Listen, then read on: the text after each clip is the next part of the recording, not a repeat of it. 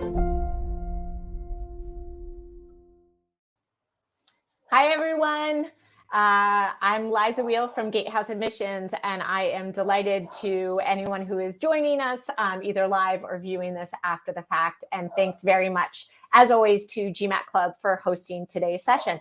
And today's session is one that I'm really excited to talk to you about. It's about HBS, Harvard Business School, and the application process as a whole. So I'm going to tell you a little bit about me, and then we're going to jump into the good stuff and why we're really here, all about HBS. So just a little information on Gatehouse Admissions and myself. Gatehouse Admissions is a small boutique MBA admissions consulting firm. It was founded by yours truly, Liza Wheel. I did my MBA at MIT Sloan and loved it. And pretty much as soon as I graduated with my MBA in hand, I turned around and started helping people who wanted to be on a similar path of getting their own MBA. So when I was at Bain & Company right out of business school, I started helping people on their applications. And I have been helping people now for almost 2 decades. And I really love it because I loved my getting my own MBA so much. Gatehouse overall, we are a small focused team of MBA admissions consultants, all hailing from Harvard, Stanford, and Wharton, except for me. And this gives us a deep expertise in the most competitive programs, like the one that we're going to talk about here today. And in fact, on our team, we have 2 ex-HBS admissions committee members who have added just a lot of rich insight to the HBS admissions process overall. We're adamant about delivering the most high-touch MBA coaching service available in the industry. It's something that that was really guided me when I started this firm. And I'm, again, really happy to share some of the expertise that we've collected through the years here with you guys today. All right, so let's jump into what we're going to talk about today. First, we'll start by looking at what HBS looks for in applicants and who makes the cut. I had to be honest, I'm going to start on a little bit of a somber note. It's an incredibly competitive program, but I think it's important to recognize how competitive it is as you think about whether or not you're going to apply. So bear with me. It's going to start with on a low note, and then we're going to pick it up from there. And then we'll dive into the HBS essay question. I'm going to spend the majority of today's session really looking giving you some tools on how to tackle HBS's essay. It's a challenging one, but there are some really good practical tips for making it more manageable. And then I'll share a little bit about additional resources. Throughout, I would encourage you guys, if you are watching this live, go ahead and enter questions in the chat. I will either address them as we go along if I see them, or we will also have some time at the end. And I'm happy to address anything. And just as a note, this video, you might be already seeing it there. It's going to be hosted on Gmat Club's YouTube channel. I encourage you guys to follow it. There's a lot of good stuff, and also a number of presentations from Gatehouse as well. So, okay, let's dive in. So, what is HBS actually looking for, and who makes the cut? So let's start there.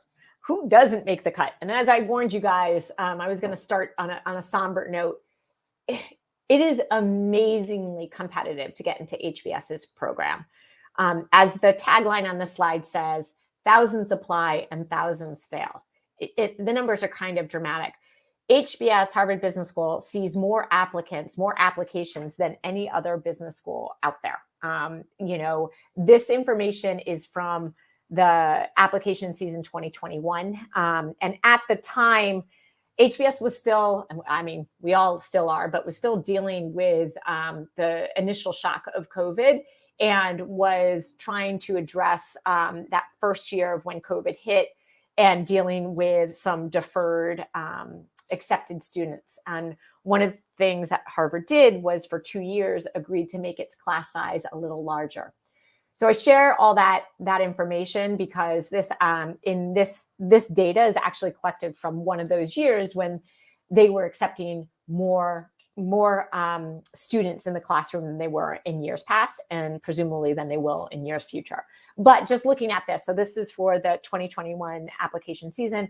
The number of applicants, there were just shy of 10,000. The acceptance rate was about 12.5%, which means that there were just over 1,200 people that were accepted and over 8,000 people who were rejected. That number is obnoxiously large, but I say that just so that you know what the chances are, and that you can go into this process with your eyes wide open, and then bring your absolute best.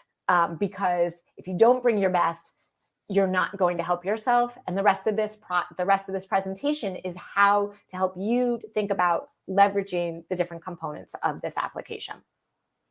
All right, so what is HBS looking for? And it's important to know these aren't my words. I'm going to share with you Gatehouse's words in a few slides. HBS is very upfront about what it is looking for, what it seeks out as it crafts a class.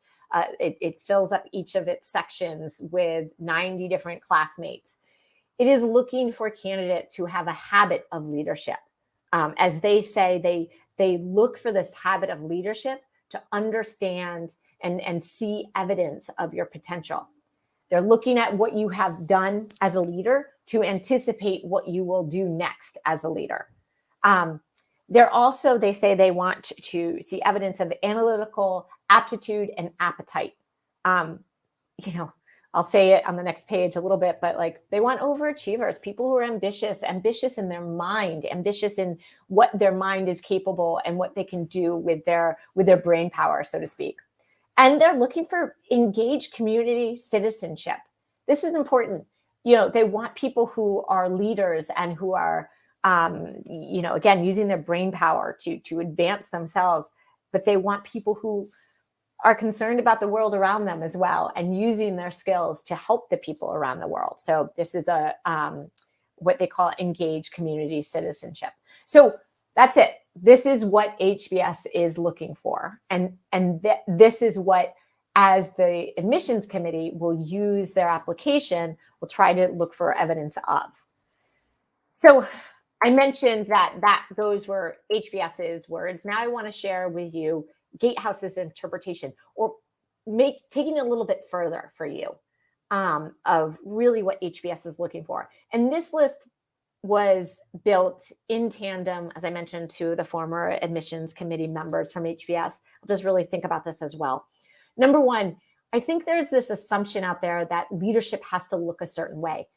HBS isn't looking for one form of leadership. They're looking to understand who you are as a leader.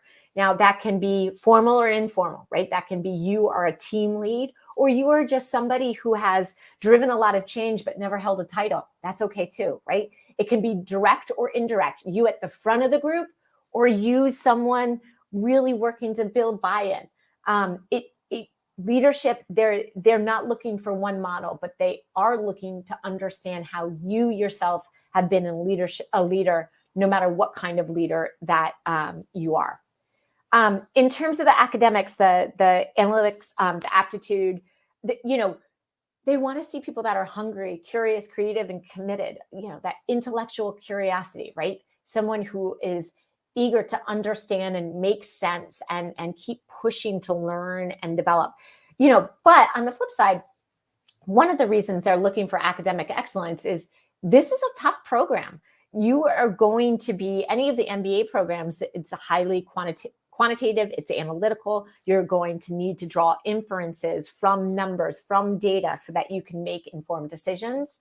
So they're also looking at this evidence for assurance that you can keep up with the program and you'll be able to contribute in the case method environment. Apologies for that light. That is clearly fading right now. They also are looking for demonstrable standout performance.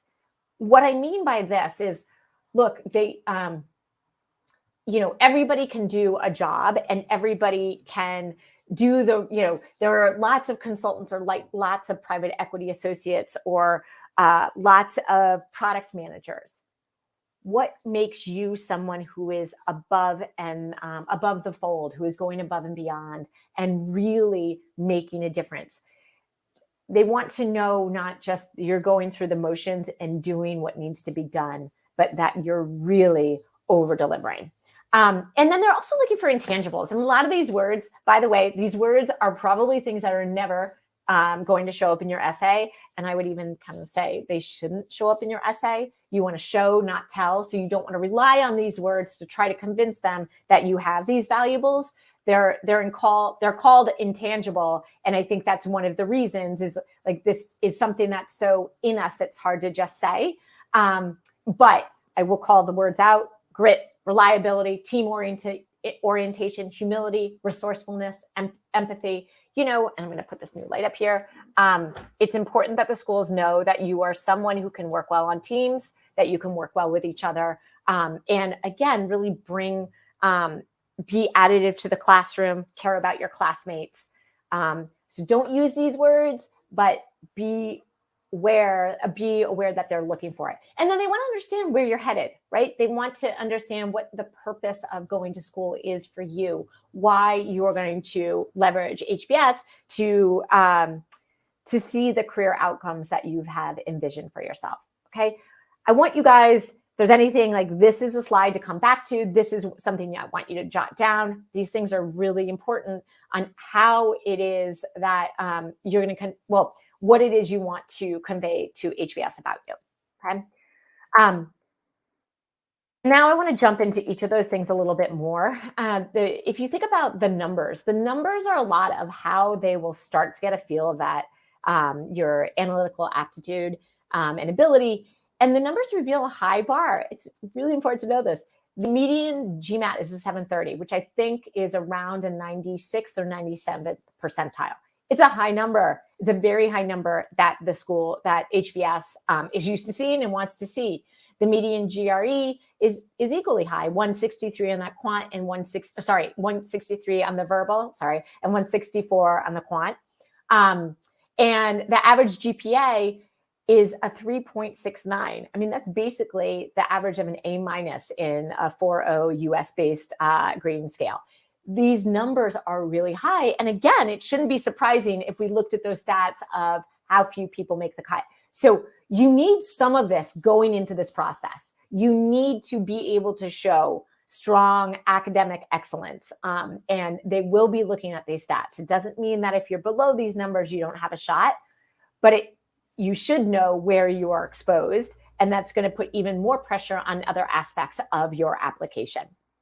So how do you show HBS who you are? Well, I just shared some of those numbers, right? And there are a number of components in the application. And the first one is really that GPA and academic record and your test score. That's one, but you've got other avenues. It's not all just about numbers. You've got your resume to show them what you've accomplished in your career. You've got the short answer questions. These are, I think they probably started out as when you're entering in your application, you were just entering in your name and hitting submit, or maybe your biographical data. Now the online questions are really robust. They ask for example, your most significant challenge at each of your jobs. So, these are another opportunity to further explain who you are, but you'll see the scale. It's still relatively black and white at that stage, right? The resume is somewhat black and white. It's the facts, and same with the short answer questions. Once you start getting into the letters of recommendation, that's when we start getting more color about you. That's when we start to really understand more about your values and who you are and sort of your drive and the choices you've made. And the first area is the letters of recommendation. That's one of the benefits here, is that HBS can see you through someone else's perspective. That's what they want. They're not looking for you to write your own recommendation. Don't do it. It doesn't help you, no matter how much you think it might. They really want to see you from somebody else's perspective. And it's super valuable to them. But again, this is where someone beyond you can start giving them a fuller picture of who you are. Then the biggest piece to really show who you are is the essay. It is all about the essay that we really get the color and we understand the decisions you've made, the influences in your life, and the way again, you've left the world around you a better place. So that's where I want to focus today, the HBS essay question. HBS just recently confirmed that they're going to use this question again. If you're watching this now, this is in the 2022-2023 application season. And this question is current, but there is a difference. So HBS has been using this question for just about 10 years. There was 1 year they went with a slightly different version of this, but it was in 2012 when they first announced this question. And it was as follows: as we review your application, what more would you like us to know as we consider your candidacy for the Harvard Business School MBA program? There's a limit of 900 words. They offer the following additional guidance. We think you know what guidance we're going to give here. Don't overthink, overcraft, and overwrite. Just answer the question in clear language that those of us who don't know your world can understand. There's actually some super good guidance in that statement. I don't know if I believe the don't overthink, because I actually think there's so much about this process is reflection. But I love this, like, just answer the question in clear language that anyone can understand. Got it. So this is a question that they've been using now for 10 years, which gives people like us an enormous trove of experiences in working with this question, which also makes it valuable for you in attending this session. I will say there was a difference this year, and it's in that limit. Up until this year, the school has given the applicant free rein of how long of an essay to use to respond to this answer. This year, they have this limit of 900 words. I suspect that this was driven largely in an effort to convince people to apply. It can be, this question is daunting enough, right? There's no guardrails. What more would you like us to know? Well, I have no idea. Where should I start? And before, they also said, and you can use, 2 words, no words, 2,000 words. It's up to you. It's a judgment call. So I think they added this limit of 900 words to help people who might be on the fence, who might be deterred by those drastically small, application acceptances, and give them sort of an extra boost of confidence and motivation to apply. It's only 900 words. You can do it. So makes it for a fun exercise, but still that first question of what more would you like us to know? It's hard. So I want to share with you some tips of how to start figuring out what more you want HBS to know. The first thing I should say, even before anything on this slide, is like, there's no right answer. What you talk about is going to depend on you, your story, your values, your choices, your accomplishments, where you're headed, where you've been. It's incredibly tempting to say, I should write this because this is what they'll want to hear. It's easier, but I wouldn't do that. Turn the focus away from what you think they want to hear and put that focus towards you. It's one of the few times that I want it to be all about you, all about me. This is a process, that reflection, that really, that necessary introspection. It will help you figure out what to write about for this question. So what we Gatehouse suggest is you want to start broad and then get narrow. At just a really high level, this is sort of a 360-degree brainstorming endeavor. So start broad. Ask yourself about the influences in your life, as well as your hopes, your values, your goals. Think about really those things that drive you most. Write it down in a Word document. What gets you up in the morning? What's most important to you? And think about those different inflection points in your life that have shaped you. Once you've done that highest level, then start thinking about your different identities. And what I mean by different identities at this point is think about those roles that you have played that are important to you. Maybe you were team captain of a university sport, and it was a super challenging time for a certain reason. Maybe you play an incredibly interesting role in your family as the youngest member of the family. Maybe it is you as a strategy consultant at a top consulting firm. So think about the different hats that you wear, the different identities you currently have and have had. Okay, so start bucketing those. Then once you've got those, maybe there's 6, maybe there's 10. It doesn't have to be a laundry list. Sometimes better not, it's a laundry list, but probably like 6 or 7. Then what you do is kind of get a little bit narrower. Now, once you've had those identities, think about your biggest accomplishments and struggles within each of those identities. Think about why you did something, what you learned, and how it shaped you. So maybe if you were that team captain, maybe you turned around struggling performance. Or maybe you put a big initiative to bring more team members to the team and actually audition or try out. Whatever it might be, just really be able to identify the stories of these accomplishments, struggles, choices that you made in each of those identities. Maybe it's only one story or one example for each, and maybe there's nothing, and that's good to know as well. But as you start doing this, you're going to start getting an inventory of stories and potentially themes that you'll be able to draw from in sharing, in crafting this essay for HBS. Because if you can tell, even we're focused, right? We're focusing on your values, your hopes, your goals. You're focusing on your biggest accomplishments and your struggles for each. These are learning moments. These are moments of achievements. These are the things that HBS is interested in, okay? Once you've got this list, as I said, you'll have this collection of themes and stories. And then you want to take the time to spot the patterns. And this is just a sort of simple rubric to get you thinking. You've got all these stories, you've got these identities. Now look at those stories that you've developed and think about, all right, so is it an example of leadership? Is it an example of team? Is it an example of like me really demonstrating academic excellence or intellectual curiosity? Or is it some other thing about me? Like, you know, maybe I'm just someone who brings just a lot of optimism to the situations I'm in. And I've got a number of stories that show that. Or maybe it's I really am always coming up with creative problems, solutions. And I've got a number of stories that line up there. You might not fill this out, right? And so the personal 1, 2, and 3, those are the things that you, that only you know, but those are the kind of your, you know, your superpowers, if you will. Questioning the status quo. I don't know. It can be anything. It doesn't need to be.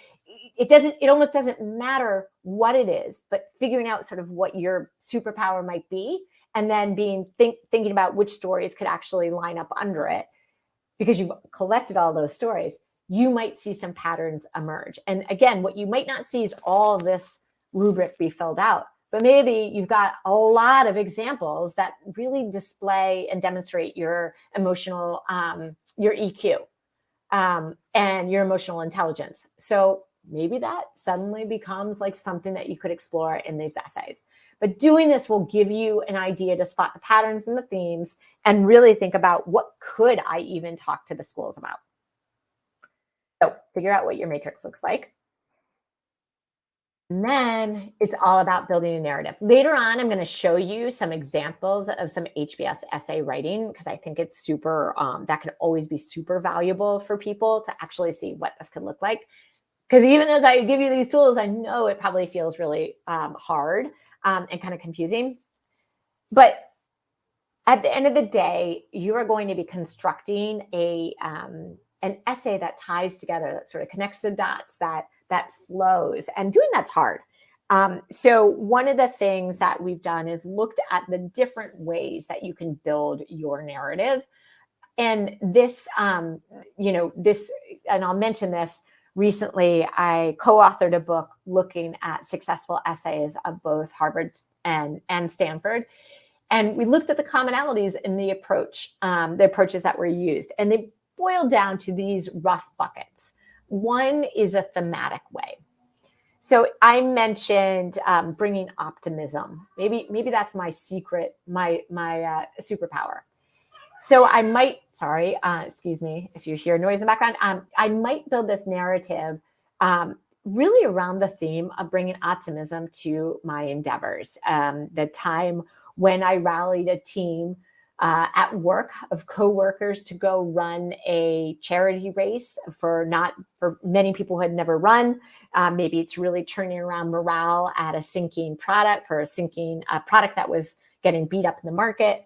And maybe there's some other example. And suddenly when I stitch them together, I'm showcasing to HBS how I can use this superpower to really drive impact and change. But what's important about it is it's not just 3 random stories that show the same thing. You need to show growth, you need to show reflection, and you need to show impact.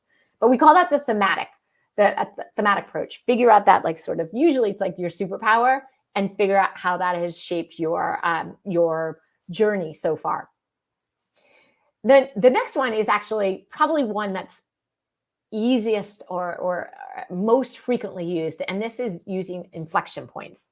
These are thinking about those moments that really tested you positively, negatively, and developed you and shaped both who you are and where you're headed.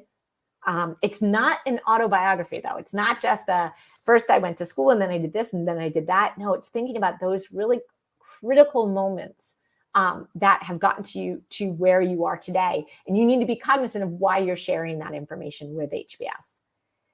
And then there's two more. You could also go with one single anecdote. This is a little harder, but sometimes there is one experience that is just so meaningful to you, both in who you are and your life, your experiences, and it's all encompassing. We get to see multiple dimensions of you, that it can serve as just a single story for the schools. And what I would say is, often people think that this has to be a work story. It could be, but it very often isn't a work story. And if it's a work story, I would say make sure it is really, really special, because even though like a project feels special to you, remember, they've got 10,000 applicants, right? They probably have people that might have been on a similar project with a similar outcome. So really make sure that it's something that is incredibly special and unique if you go with the work story. And then the last one I'll mention is a mosaic approach. This is like when you have multiple things you want to share. This is a tricky one to pull off too. You want to provide this rich picture of who you are. So you want to highlight a number of different, like 2 or 3 different themes or values, and point to different stories that illustrate them. This can be great because you're not, just sharing one theme with them or, a single anecdote. But what gets tricky is how to tie it together so it's not just a laundry list. You have to be really thoughtful of a way that is going to help the reader get through this essay and still feel like it was a cohesive essay, but illustrate different points about you. So I mentioned all of these, and I'll mention our book at the end, but I encourage you to download our book on the 50 essays, because there's a lot of different examples. I know this can be overwhelming, but what I want you most of all to take away is just like, there are a lot of different ways to approach this. Again, figuring out what is true to you, that's going to shape how to write this. And one thing is, like, there's no one single approach. It's often a mix of several of these, where you could be inflection and thematic or something like that. But this should give you a starting point of like, which one makes the most sense. Ideally, your story by now, because you've used these exercises. And so then it's now, okay, now that I know kind of roughly what there is to talk about, I can think about which is the best way to stitch together these stories. When in working as an admissions consultant, I understand the challenge. You feel like you have to be somewhat formal in writing to the admissions officers. But I want you to remember that the people you're writing to are just that. They're people, and you are having a conversation with them. So one thing is, like, write simply. That you'll see it on here, but I can't stress this enough. Write simply, and try not to write an essay like that you wrote maybe in college. It's a very different vibe and experience. So remember these are just a few tips. There's a ton more, and I'll share some resources for you if you want more tools for how to write good essays. But start strong, draw them right in. The question, of course, is, what more do you want HBS to know? Do not start your essay with, I would also like HBS to know that I am a really optimistic person. 2 things, like, you've told them the answer right at the beginning, and they don't really have to read the rest of the essay, right? It's just harder. Draw them in with a narrative, draw them in with some really vivid moment, and get them committed to reading your essay, right from the head and the heart. What I mean here is, like, be thoughtful, be strategic, recognize why you are including things, This is an exercise above all else in strategic communication, but right from the heart. Be authentic, be real, be okay with exposing who you are. That's totally fine. There's no problem with being honest in this process. You've probably heard the expression show versus tell. Let the story unfold. Try not to get ahead of it and tell us what you want to take away from it, but let it unfold. And reflect versus report. Think about it. Like, I don't want to just we don't want to just read actions. We want to understand why you did the things that you did, the choices that you made. They've got the report via your resume, right? This is the next layer. This is looking at your motivations, and that they can't infer from your resume. Keep it simple. Imagine you're talking to a friend, really. Let me tell you, you can use contractions if you want. So if it keeps your essay shorter, I'm all for it. You can use vernacular. You're talking in somewhat of an anecdotal, familiar way. It doesn't have to be all formal, because it's harder to feel real when it's super formal, right? I want to see your world, and to do that, you need to use somewhat like anecdotal and familiar tone. And vivid details make it a story that only you can tell. That's essential. Bring us into your world. Let us see what you saw. Let us think, hear what you heard. Okay. This, again, just scratching the surface. But if you find when you write your first essay that it's, dull, that you feel like you're trying to present something to someone, take a step back. Use these points to make a more robust essay. Look, I will say this. No amount of good writing can make a bad essay acceptable, right? If you do not have a strong candidacy and you're trying to dress it up with clever writing, it's not going to work. But unfortunately, if you have a really strong candidacy and it's dull, it's not coming to life, that can hurt you a lot. So you can't turn around a poor candidacy through good writing, but you can make sure that the schools don't ignore a strong candidate if you're bringing good writing skills. It's not a writing contest, but being thoughtful and remembering that this is a test in strategic communication is vital for you. Okay. All right. So, and please, guys, if there's anyone watching this live, chime in with questions. And I'm happy to take some along the way. But I want to just read some examples to you. I do this for two reasons. In part, to realize, like, okay, this isn't necessarily brilliant. I could do that, because that's what this is about. Like, you're real. You're a real person, and that's okay. So I'd like to show these essays. Like, these essays are from successful candidates, for successful applicants. They had essays that enabled or certainly facilitated their acceptance into HBS. And this first one I love because, well, I'll read it. Okay. I immigrated from Eastern Europe at the age of 11 without speaking a word of English. Enrolling in the 7th grade at a local public school, I was lost. No one helped, especially not the two other Eastern Europeans who seemed to enjoy watching me struggle. The more I was excluded, the stronger my commitment to learning English and dropping my accent became.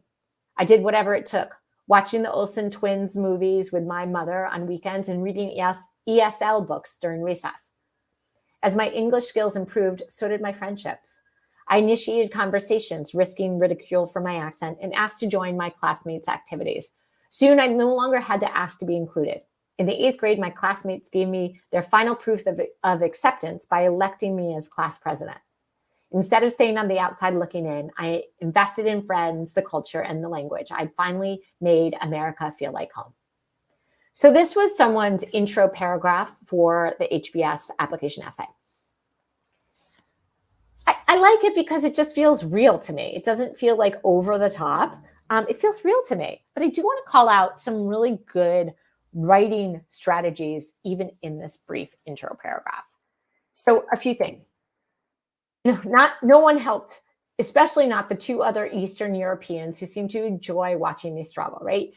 That's a vivid detail. Some, people that presumably students that, certainly could understand this person's struggle and trials was just, they weren't helping at all. We could just kind of see that, right? The kind of stuff that happens in elementary school. I think it's great. Same with watching the Olsen's twins movies with my mother on weekends. So again, this person is bringing this vivid detail of just watching these the Olsen twins movies again and again to try to drop their accent. Just a very small, vivid detail. It's not overly wrought, right? It's not overly vivid details, right? It's sort of just these little glimpses, but enough for you and me to sort of understand what this person was going through. And then I also like the end of it. Instead of staying on the outside looking in, I invested in friends, the culture, and language. I finally made America feel like home.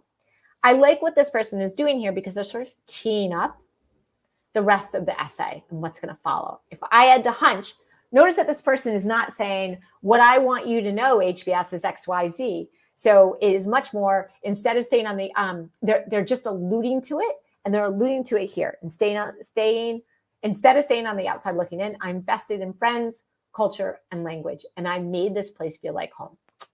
So just previewing what is to come. All right, so that's one example. I want to share another one, and this one's longer. I'm going to read it, and then I'm going to do some highlights, so bear with me. So this is another intro paragraphs.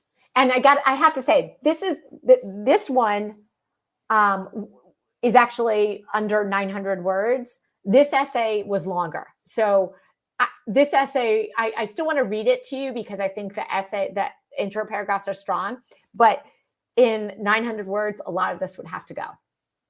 So I've always found taking risks to be exhilarating. In fact, as a child, my bedroom door had to be locked from the outside to prevent my early morning adventures from expanding throughout the house.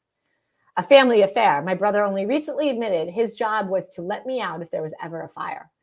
Years later, my mother's sleep is still spotty as I routinely embark on backcountry skiing trips and shark dives, still at the break of dawn. It is the same pursuit of excitement that drew me to energy, and more specifically, offshore drilling. The calculations helped shine a light where before there had been only ambiguity and risk. Yet these calculations could never be used to fully predict the impact of decisions. Offshore drilling is constrained by people and by nature, and neither is tamed by calculations alone. You could imagine then that when I joined Oilco as a young, newly graduated engineer and settled into what would turn out to be a safe desk job, I was slightly underwhelmed. I sat in an office and calculated our oil reserves. Anything I calculated and submitted was reviewed, recreated, and then audited for good measure. While my manager, Siri, had continued to increase my responsibilities, I was restless. After 12 months, I used my limited performance history as leverage to convince Siri to support me branching out into our oil platform operations group. I wanted to be on a platform in the middle of the sea where I'd be faced with real responsibility and real-world risk. With a smile, I traded my office chair for shift work, open water, and 40 direct reports. It's a compelling beginning. It really is. And I'll share why. But again, keep in mind, this is way too long in today's world. Like in today's world of the 900 words, you just wouldn't have enough room to do this. But fortunately for him, he had a little bit more room. But still, I want to call out, like, number one, there's some humor, right? The family affair. My brother was only recently admitted his job was to let me out if there was a fire. There's a few other of these, right, where he mentions how the material was reviewed, recreated, and audited for good measure. Just a little bit of a humor. So we see this person's personality. Humor, it's all about whether or not what works for you. It's writing as you would talk to somebody, right? Also like that we're really getting a sense of this person's interest in, risk and why that's so important. And again, like what you can see at the end is you teeing up the rest of this essay. I wanted to be on a platform in the middle of the sea where I'd be faced with real responsibility and real world risk. With a smile, I trade my office chair for shift work, open water, and 40 direct reports. This is similar to that single anecdote, right? I don't even know what's going to be next. I mean, I do because I know this essay. He's dealt with some real stuff and has to make some hard decisions, but he's teeing up this the rest of the application well. And again, he's never saying this is what more I want you to know, but I can infer already it's got to be something to do with risk and what he took. All right, let's just do one more. I'm going to do this one because I think there is this assumption because you're applying to HBS. We saw those stats, right? We gotta load up on the love. We gotta lay on the love. We gotta tell HBS how awesome they are. We gotta give all these convincing points. We gotta tell them that we've been to 57 different classes, that we've talked to 39 different people. I'll clue you into something. HBS knows that you really want to go. They know that, your love for them is infinite. That is not how they choose candidates. It is really not. It was not listed in those three things, right? They talked about your habit of leadership, your analytical abilities, and your engagement with the community around you. They did not mention, and we want to make sure you love us as well, right? So I bring this up because it might surprise you, but you don't have to mention HBS at all in this essay, at all. And I can attest to that there are many successful stories of people not mentioning HBS at all. Many former clients of mine never mentioned it. They're doing just fine, 2-3 years out of HBS in HBS today. So how do you decide if you're going to mention HBS? It really depends on you. Is it important to understand who you are and what you're going to do in the future? Maybe. And I'll share this example. This is totally like mid-essay or like at the end of one essay, but just of how it could be done effectively. But again, only do this if it's really core to you. Well, when I pursue my MBA at Harvard Business School, I will continue on my quest to build communities around me. So my guess there is that's what the essay was about. Having discussed the HBS experience with Johan, I look forward to jumping in headfirst into Pride on day one, organizing large events like the Pan-Harvard LGBTQ+ conference, alongside more intimate social gatherings and retreats. Meanwhile, as a leader of the healthcare club, I will build a tight-knit healthcare-obsessed community, bringing in speakers like Wendy Mack, VP at our hospital, and HBS alumna, to spur conversations about how best to serve patients of all ages. Finally, I look forward to becoming an outspoken advocate for my section, forging close relationships with my peers whose work and life experiences may be completely different from my own. I know that my presence at HBS will strengthen the Harvard community for years to come, and I look forward to leaving my mark. It's a nice, bold statement. But what I really like is there's lots of specificity here, right? Even in talking about the healthcare club, I will build a tight-knit community, bringing in speakers like Wendy Mack, a VP at our hospital and HBS alumna, to spur conversations about how to best serve patients of all ages, right? So it's making it really meaningful, not just listing like I went to this class, I went to that class, but being thoughtful about how those resources at HBS can benefit both the applicant and the community at large. All right, guys. So hopefully that gave you a good idea of how to tackle the HBS essay. It's a hard essay, but the best thing about it is it's one that just showcases it's your opportunity to reveal who you are. And I know those stats in the beginning, I know that they're hard. Trust me, I've been coaching people on the HBS essay and application for years. I know how hard it is. I know how brutal the no is. But developing this essay is really rewarding. And people often say at the end of it, like, wow, I have a better feel of who I am and what I bring, to the world around me. And that's not something that we all get an opportunity to say. So I would encourage you to definitely do not be deterred about those acceptance rates, because of course, the only way you're not getting accepted is by not applying, but to be realistic and then go through the process. If you're going to throw your hat in, give it your all and invest in this process of reflection to really make sure that your essay shines. Okay. For more resources on HBS, and then I'll open it up to see if there are any questions. And it looks like there are a good amount, which I'm super psyched about. Good. Okay. So additional resources, and then I'm going to start going through them. Number one, if you haven't already, sign up for a free consultation with Gatehouse Admissions. You can do so right on our website. It's a great opportunity to talk to a person one-on-one and get to know your story. We can't figure out what you're going to write about on the fly on a phone call. I wish we could. It'd be so much easier that way. It really is a lot of self-exploration. that we can guide you through, but it's a lengthy process. But what I will say is even on a phone call, there's usually a few threads that might give us some inkling about what you might write about in that essay.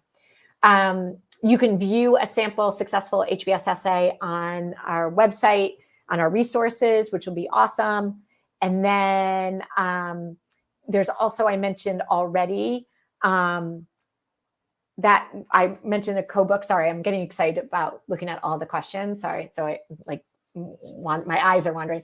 But I mentioned a book that we wrote on, that I co-authored on successful HBS, and actually GSB essays. There are 50 essays in there, 25 of them for HBS. I suggest, look, what I always say is, like, you're not going to find yourself in there. That's not the goal. Your goal is not to replicate one of those essays. Those essays succeeded in tandem with the rest of somebody's application. But actually, you'll see some essays are like, this essay got in? Like, that was kind of my response. Like, it's really good. Like, we're all human. So, it's not so much like, yeah, but really, like, there's some of the essays, like, I'm like, wow, I would have pushed this person to think about this, that, and the other. But it goes to show you, like, the schools are really good at being able to boil down what matters to people and what they bring to the table. But so if you're intimidated or want some inspiration, it can be a great resource. And then also check out Gmat Club's channel, or visit our page, our resources page. We have a number of YouTube videos that Gmat Club has hosted, which has been great, where we talk more about how to write these awesome essays. So check them out. They can be super valuable to you. So, okay, with that, I'm going to start taking these questions. I'm super psyched to have so many of them, and I'm going to just kind of crank through them to the extent that I can, and we'll see how we do. Okay, let me see where to start. Gata D, does this also apply to HKS? So I'm assuming one of you is applying, Gata, might be applying to the Kennedy School, which is great. So all of this applies more or less. At the end of the day, yes and no. So the specifics of what HKS is looking for versus HBS, this is specific to HBS.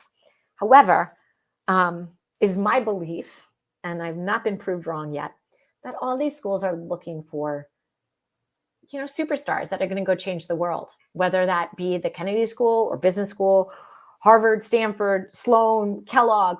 They're looking for people who are going to go change the world. So the core, that sort of like what our interpretation of what HBS is looking for, that's relevant for all schools, not just HBS, and anyone who is looking to invest in future leaders in different domains as well. Now, what this doesn't cover is whatever HKS needs in terms of technical expertise or prerequisites and all that jazz, and what your thesis is going to be. But the goal of it is they want to see that you're a superstar for sure. If we don't have a great academic profile, but we have a decent professional experience, do we have a chance? This is Vishwesh. Maybe. Maybe. So I don't want to lie. Like, the stats are really important to these schools, to HBS, and they are looking for excellence, academic excellence. However, if you did have some, your academic excellence isn't there, be sure that you address it, or it might be reason to address it in an optional essay. It might be reason for you to think about additional coursework to show that you can be an academic. And of course, they will take into account what you've achieved in your career thus far. So it's not like they won't consider that, but, definitely, I don't want to downplay the importance. What that might mean is if your academic transcript isn't strong enough, then it might be worth also applying to other schools to shore up your chances of success somewhere. All right, another question. Do you believe if one or two smaller stories would be good enough to prove community citizenship and habit of leadership maybe simultaneously? There's no necessarily like super clear rubric. This is how many stories you need. I am an ex-management consultant, so I like 3.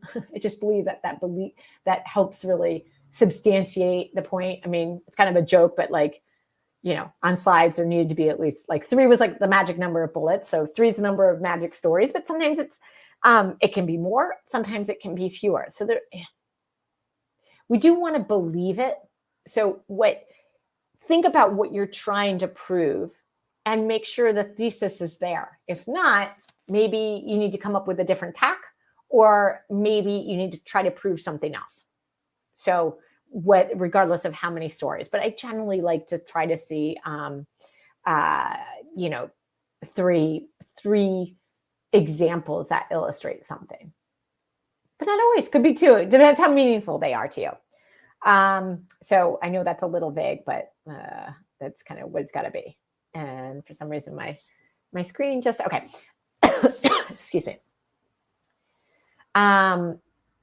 If undergrad and Gmat scores are good enough to prove the aptitude, or should I keep hinting at my numerical aptitude in my essays as well? If so, can you provide an example of this? So I didn't have an example of this, but actually the one on the, so it's hard to prove your analytical aptitude in an essay that doesn't get to be just like listing out your accomplishments. Like, oh, I was really smart, I figured this out. But I think if there's a big problem that you wrestled with, and then how you went about solving the issue. Ideally, there's something to do with people in that too, because otherwise it can get a little bit dull that it can get a little bit dull that it's just too focused on like data analytics. Make it all about people. But you'll have your resume too. You will have your transcript. So it depends. But if there's a story that, there's a problem that you helped solve that was really meaty, that could definitely be part of your application essay. And there are some examples of that in the essay book. So you could definitely check it out. Like there's one, I'm trying to think.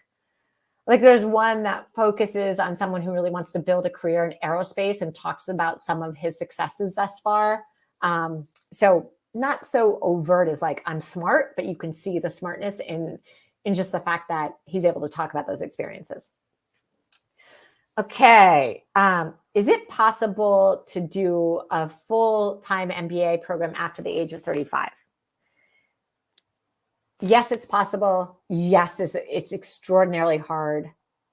The whole program is more designed for younger professionals with less experience. That also means recruiters are there for people who have less experience. So two things. If you are 35 years or older, consider there's a few executive MBA programs that are full-time in nature. So it's like it started as the Sloan Fellows program. So there's a Sloan Fellows program at MIT Sloan and at London Business School. And then there is the Stanford MSX program at Stanford. And those are full-time programs, shorter in duration, than more like a year for more senior folks. So that could be an option. Another option is there are some one-year MBAs. Kellogg, Cornell has one to a certain degree, like Columbia January term. They sometimes have a little bit more flexibility. I think what they'll really expect is why do you need the MBA?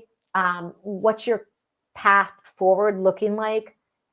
And again, realizing that most of the recruiters on the other side, it's not necessarily they're looking for people who are more junior. So how are you going to make sure you have success on the career side afterwards? What sort of networking are you going to do? What does your path look like? So another question, do we really have to have leadership stories for all the categories, especially child? Is it favored? I can somehow connect my childhood experience. That's a great question. All right, I'm going to go back really quick to this essay, just to answer this question. You don't have to have stories in all of this. If you're pulling too hard, it's probably not worth it.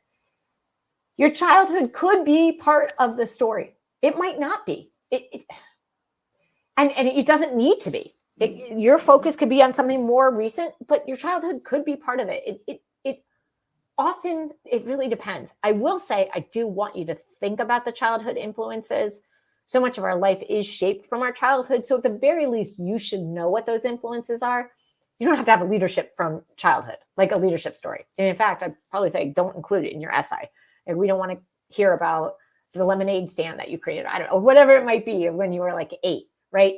Part of this is just to help you spot patterns that you might have missed, but you don't need to fill it all up. But once you can start spotting these patterns, it might be easier to figure out what you're going to write about. Okay. All right, now I'm going to jump back to that other essay so you guys can see this. And then, okay, so here we go. Something like, being the eldest child, I was always aware of our socioeconomic situation. It forced me to. So yeah, if you grew up in an environment that helps shape the things that drive you today, then sure, you can mention it, but don't feel like you need to. There's no right or wrong way. It is figuring out sort of like what is the most important, the sort of core of you, and then communicating that. It depends. Would you kindly, so I have bad academic scores, like low percentage backlogs. Is there any hope for Harvard and other top business school? So look, maybe, but I just want to be real, maybe, but you're going to need a top score. You're going to need a top test score. You're going to have really strong career stories. But then what I would also say is you need to choose schools where, your scores are in line. The scores, right or wrong, they're important to the school. So you're shooting yourself in the foot if you're only going for ones that are way above the numbers that you're bringing. But I would say, like, a lot of business schools can help you reach your goals. So I know I get the draw of HBS. I get it. I didn't go. I went to MIT Sloan, and to be, it was right up the river, and I'm fine. And so I guess what I'm saying is, like, I get it. I get that you think you need to go to HBS, but what I would encourage you is look at the career outcomes that the school can give you, focus on that and the stats, and then craft your business school target list on that. What would you kindly elaborate is bad candidacy for HBS? Well, that's tough. I don't know. People are not not demonstrating a habit of leadership, have mediocre academic performance, mediocre job performance, like goals that are not really sharp, and they don't know what they're going to school for. Those would be all areas as a coach where I would start kind of to push and help, or steer to another school that might be more willing to make some of those trade-offs. Okay. There's another question. I think definitely, could you share some thoughts? Okay, good. I'm looking good. So hopefully that answered the question about the childhood. For consultation for HCAS, to be honest, it's not our specialty. So I would say Gatehouse is, our bread and butter, our love, our passion, our experience, our expertise. We all have MBAs. It's MBAs. So we're not going to be the go-to person on Harvard Kennedy School. We can, we're super good at helping people tell their stories. We can certainly help you with that. But I would say we're not the best at telling you what HKS is looking for. Okay, another question. What may fall into the category of engaged community citizenship if one doesn't have any volunteer experience? That's a great question. So that question, so the thing I would say here is, maybe you're an avid mentorship a mentor at work, or maybe you have taken a big focus in your firm's ESG initiatives, or maybe you are a dedicated family member. There's nothing, look, at the end of the day, again, this isn't a rubric where you have to have this volunteer experience. But I will say, like, people often say, like, what if I haven't been doing anything besides my job? What should I do then? I'm like, you should be doing something else besides just your job. You can't game the system, You can look for examples of where you've gone above and beyond your day job in your work or in your life. It doesn't have to be volunteer service, but this isn't just about, what do I do if I don't have this? Well, then you have to be, you have to be realistic about your chances. And I would say, start doing it now. Build these opportunities now, because you might be on a wait list, or you might decide to apply next year. And, it's going to look bad if the longer you don't have something. People sometimes say, well, I feel like I shouldn't just have to do this for business school. I'm like, okay, it's not just for business school. You're off doing something that's bettering the world around you. How can that be a bad thing? So, do it. But It's hard to make up for the gaps if they, as I said in the beginning, not all clever writing can't make a bad candidacy good. If you haven't been doing anything, haven't had any leadership or whatever it might be, you need to start doing that, or you need to change your goals too. Okay, I'm going to take a sip of water, guys. Okay. Sorry, you might hear my cat. My cat speaking. Does it matter where I got my undergrad as an international student? Yes and no. I think the official answer would be no, but the schools do. HBS does, it gets a ton of applicants. So they're placing bets. They're placing bets on who's going to succeed. It's an easier bet to make on someone who has gone to a top school. Now, not all applicants or candidates or people in HBS's class went to Ivy schools, but a lot, but there is a number of people who are at HBS who did go to Ivy League schools. So, again, I just go back to you have to look at it from their perspective and recognize they've got limited bets to place. They're going to, yes, they want diversity, but they're also, they're hard pressed to make the right decisions. And they will use performance in a top school as being very reassuring as maybe strong performance in a less great school, or, okay performance in a less great school. That will factor into their calculation of acceptance. So again, just kind of trying to be honest on that one. And yes, a good GMAT will certainly help. A good GMAT is always helpful. Okay, 2 more questions and then I'm going to wrap. For someone who is 35 years plus and want to have an MBA from HBS to launch out of his business in the financial space, does a person stand a chance of being admitted? I think it's going to be super, super hard. And that's my way of saying I think it's probably elusive. I think what I would do is look for some of the other programs. I think if you go for it, just really think through why are you certain about this change? What have you accomplished? What's going to give HBS confidence that you can make that change? And then another question of an older applicant: does having 12 years of experience and being 35 years of age work against me at chances at HBS and other major schools? For a 2-year program, again, it's not, it's the whole program is just designed for younger professionals. So, and also they're going to be wondering what are you going to learn from a bunch of 26 or 27-year-olds who are your classmates, right? Are you going to be fun in that environment? So I would also, just be realistic. I would look at some of the executive MBA programs. I would look at some of the 1-year programs, look at European programs. HBS, there'll be maybe 1 or 2 people with that or that age, if that. So what is that? I don't know, less than 0.2%. Those are, and maybe not at all. It's a super hard reality. But okay, guys, last question, then that's it. I'm sorry. Just looking at time. A lot of stuff we might, from the various stories, one might show leadership.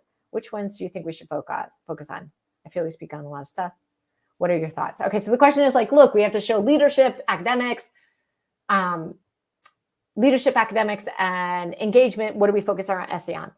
Be thoughtful about what information they can gather from the rest of your story. But I would focus most on probably motivation and leadership. Motivation being your motivation, and then how that has led you to action and what those results have been, and build that story. I would focus, could be mostly professional, could be all professional, it could be some blend of professional, personal, it could be community. But I think I would focus more on the values and your motivations and how they have influenced actions that have led to results. And that's probably roughly where I would say to focus the essay on. All right, guys, hopefully that helped. Do check out these other resources. As I said, this is a lot of fun. I know that the essay is tough, but I actually love that HBS has this broad question. I love working on HBS because no 2 essays are the same. There's no formula, which I know is brutal for you guys. But for me, it's like just so fun that they're open to hearing 10,000 different stories.